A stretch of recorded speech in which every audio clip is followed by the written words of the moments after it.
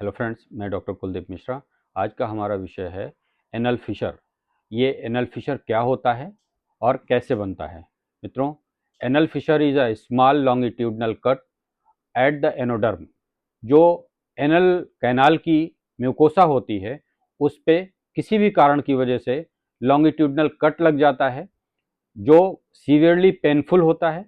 कभी उसमें जो है माइल्ड ब्लीडिंग भी होती है। ऐसी कंडीशन को हम एनल फिशर के नाम से जानते हैं।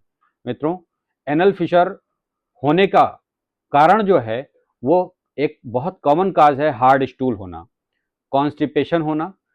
ये दो तरह की होती है, एक एक्यूट एनल फिशर और दूसरा क्रॉनिक एनल फिशर। एक्यूट और क्रॉनिक को क्लासिफाई करने के लिए एक्यूट एनल फिशर जो इनिशियल 6 वीक में आपको जो ओपीडी लेवल पे देखने को मिलती है उसको हम एक्यूट एनल फिशर कह सकते हैं, और जो मोर देन 6 वीक परसिस्ट कर रही है उसको हम क्रॉनिक एनल फिशर बोलते हैं। कॉमन काज में अभी मैंने बताया आपको, हार्ड स्टूल होना, कॉन्स्टिपेशन होना। ड्यूरिंग कॉन्स्टिपेशन जब पेशेंट मलत्याग के लिए जाता है डेफिकेशन के लिए, उस समय पे स्ट्रेनिंग करना जिसकी वजह से जो एनोडर्म है उस पर कट लग जाता है और ये शार्प शूटिंग पेन देता है।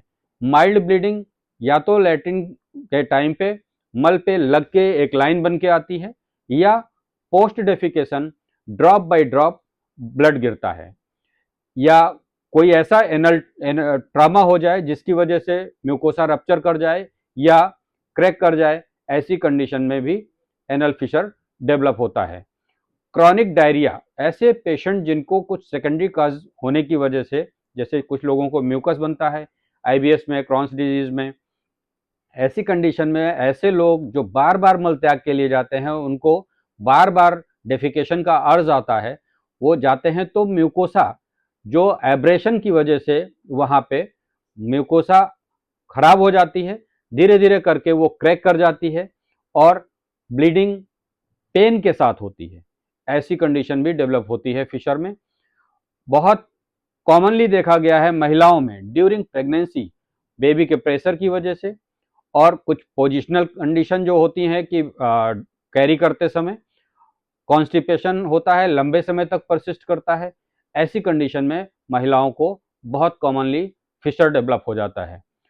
खान पान की स्थिति और भी अदर बहुत ऐसे काज हैं जो आप जब इस तरीके की लाइफ स्टाइल में रहते हैं कि सोना जागना या स्ट्रेसफुल कंडीशन या ऐसी कंडीशन जिससे आपका डाइजेशन अफेक्टेड होता है, एसिडिटी होती है, तो जो एनल म्यूकोसा है वो जो है एब्रेशन होता है वहाँ पे। एब्रेशन की वजह से धीरे धीरे म्यूकोसा काफ़ी टेंडर हो जाती है और सीवियर पेनफुल कंडीशन डेवलप होती है, वो फिशर की वजह से होती है। तो मित्रों, हम लोगों को फिशर से बचने के लिए बैलेंस डाइट का उपयोग करना है, बैलेंस फाइबर डाइट लेनी है, डेली सफिशिएंट क्वांटिटी में वाटर इनटेक या लिक्विड इनटेक करना है ऐसी कंडीशन में, और अपनी जो रूटीन है उसको, देर से जगना, देर से सोना, ये भी बहुत बार कॉन्स्टिपेशन का कारण बनता है। इसलिए इन चीज़ों को सुधार कर हम एनल फिशर से बच सकते हैं। और एनल फिशर एक ऐसा प्रॉब्लम है जो कि आपको अगली स्टेज में यानी कि फिस्टुला की कंडीशन में भी पहुंचा सकता है, इसलिए सतर्क रहें। एनल फिशर की कंडीशन अगर है तो उसको ट्रीटमेंट करा करके उसी जगह रिजॉल्व कराएं, अदरवाइज इन्फेक्टेड होकर के एब्सेस या फिस्टुला का रूप ले लेता है। Thank you.